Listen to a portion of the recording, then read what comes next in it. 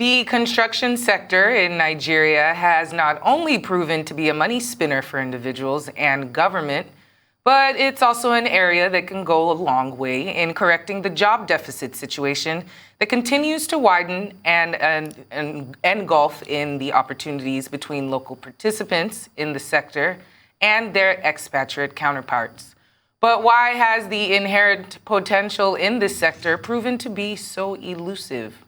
Now, well, some people appear to be doing something about it already. For instance, Igbuan Okaisabor, who is a shared value advocate and the Chief Executive Officer of Construction Kaiser Limited, as well as the founder, Kaiser Foundation for Social Development. He now joins us to talk about the foundation and what it's doing to provide solutions to key issues through programs that would contribute to the educational and professional development of Nigerian youths. I want to say thank you very much here on this day. Good afternoon and welcome. Good afternoon. So let's talk about the job sector and the job deficits within the sector and how your foundation helps to bridge these gaps. Thank you so much.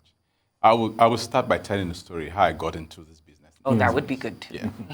So 28 years ago, I was walking through the Michelin factory and I saw an Italian worker backing orders at his Nigerian workers. And I wondered why that should be so. And I wondered why Nigerians couldn't grow businesses that could deliver to the same quality of work that was being done by these foreign companies. So, starting from my living room in Port Harcourt, with 5 employees, I started this journey, which has brought us here today. So 28 years later, I look back and ask myself, have we achieved what I set out to achieve at the beginning? Maybe to some extent, yes. But there's still a lot of work to do. Now, the construction industry, like you said, there's a lot of money involved. And a lot of jobs go with it too. Unfortunately, in Nigeria, about 80% of the projects, the quantum of projects in the construction industry, go to foreign companies. And with that goes, with construction services, importation of construction services, and, a lot of money goes out of the country. So, at Construction Kaiser, we've set out deliberately to increase the local content in the industry. And how are we doing that?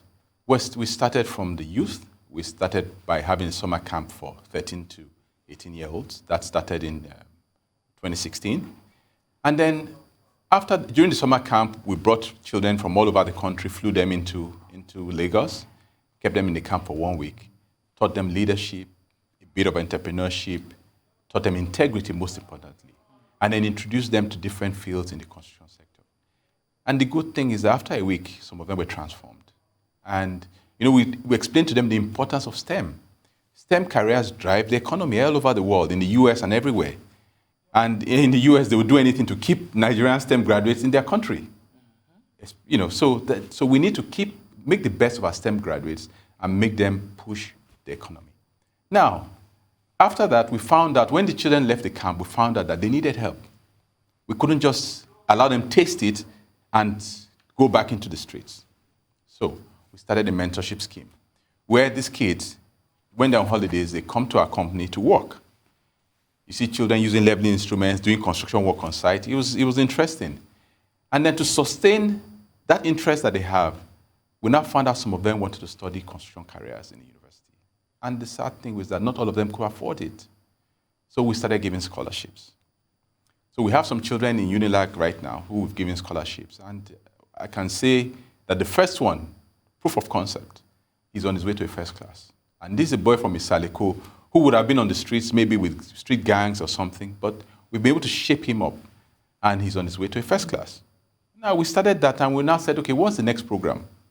We now found out that a lot of graduates from construction-related careers, when they come into the workspace, they lack soft skills. So we partnered with Unilag and started a soft skills program.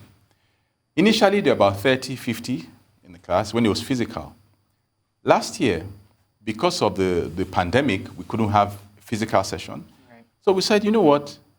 We started working physically initially. Then we had to move online because of the pandemic. We might as well train online. So we trained virtually, and we had about 2,000 students for the first training. And the good news is that it's even cheaper. So COVID comes with its challenges, comes with its benefits also. The last one we did was in March this year or so, or May, and we had over 2,400 students from 10 African countries. So we're not just helping the Nigerians in the construction sector, the Nigerian students in the sector, we're also doing it all over Africa. Now, the one that's dear to my heart, this is a program we wanted to start about 2 years ago, but because of COVID and everything, we had to push it. It's the Graduate Entrepreneurial Scheme. Now, part of the problems the foundation we set up tried to address is the lack of skills, lack of entrepreneurial skills, technical skills, local content. And we said, you know what? If I, as an entrepreneur 28 years ago, I had somebody hold my hand and teach me how to do things right, business would have grown much bigger, much earlier.